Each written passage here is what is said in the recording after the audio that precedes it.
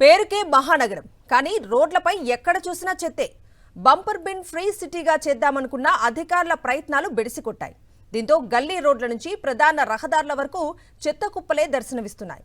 చెత్త సమస్యను తీర్చేందుకు భాగ్యనగరంలో ఇప్పుడు కొత్త అధ్యాయాన్ని మొదలుపెట్టారు. టెక్నాలజీని వాడుతూ చెత్తను తరలించేందుకు ఏర్పాట్లు చేస్తున్నారు. టెక్నాలజీతో చెత్తకు ఎలా చెక్ పెట్టబోతున్నారో చూసేద్దాం, వచ్చేయండి. గ్రేటర్ హైదరాబాద్ కార్పొరేషన్ లో ఇంటి ముందు చెత్త సేకరణ మరింత పారదర్శకంగా క్యూఆర్ కోడ్ సహాయంతో సమయానికి జరిగేలా అధికారులు ప్రత్యేక చర్యలు చేపట్టారు. రాజేంద్ర నగర్ లో పైలట్ ప్రాజెక్టుగా ప్రారంభమైన చెత్త సేకరణ క్యూఆర్ కోడ్ విధానం విజయవంతంగా సాగుతోంది. ప్రతి ఇంటి ముందు చెత్త సేకరణ సిబ్బంది స్కాన్ చేసేలా ప్రత్యేక క్యూఆర్ కోడ్ స్టిక్కర్లు అంటించారు. చెత్త వాహనం వచ్చిన సమయం, సేకరణ వివరాలు అన్నీ ఇప్పుడు డిజిటల్ గా నమోదవుతున్నాయి. ఇప్పటికే సుమారు 6,700 ఇళ్లకు క్యూఆర్ కోడ్లు అంటించినట్లు అధికారులు తెలిపారు. ఈ స్కాన్ సిస్టమ్ ద్వారా ఏ ఇల్లు చెత్త ఇవ్వలేదో, ఎక్కడ సేకరణ జరగలేదో వెంటనే గుర్తించవచ్చు. దీంతో పారిశుద్ధ్యంపై పర్యవేక్షణ మరింత కట్టుదిట్టమవుతుంది. క్యూఆర్ కోడ్ ను స్కాన్ చేసిన వెంటనే యజమాని ఫోన్ నంబర్, కాలనీ, వార్డు, చెత్త రకం వంటి వివరాలు సిస్టంలో నమోదవుతాయి.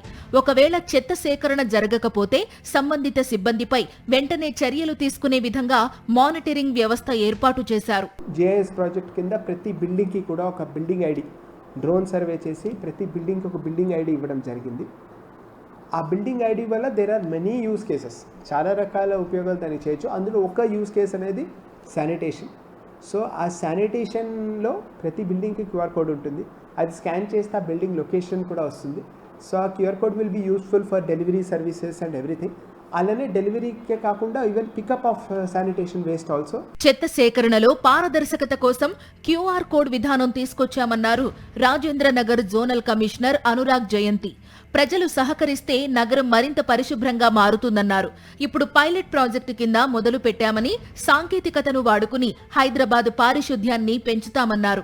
పైలట్ ప్రాజెక్టు విజయవంతమైతే నగరంలోని మిగతా డివిజన్లలో కూడా త్వరలోనే అమలు చేయనున్నారు. ఐటీ టూల్ని వాడుకొని, టెక్నాలజీని వాడుకొని QR code based system just 1-2 days బ్యాకే స్టార్ట్ చేయడం జరిగింది.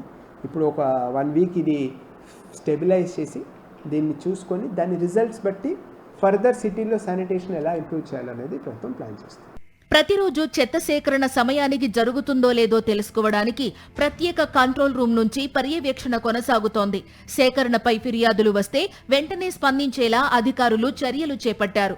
ప్రజలు కూడా క్యూఆర్ కోడ్ స్కాన్ ద్వారా తమ ఫిర్యాదులను నమోదు చేసుకునే అవకాశం కల్పించారు. క్యూఆర్ కోడ్తో చెత్త సేకరణకు డిజిటల్ ట్రాకింగ్ పారదర్శకతతో పాటు బాధ్యతను పెంచుతుందో లేదోనన్న విషయంపై క్లారిటీ రావాలంటే మరికొన్ని రోజులు ఎదురు చూడాల్సిందే.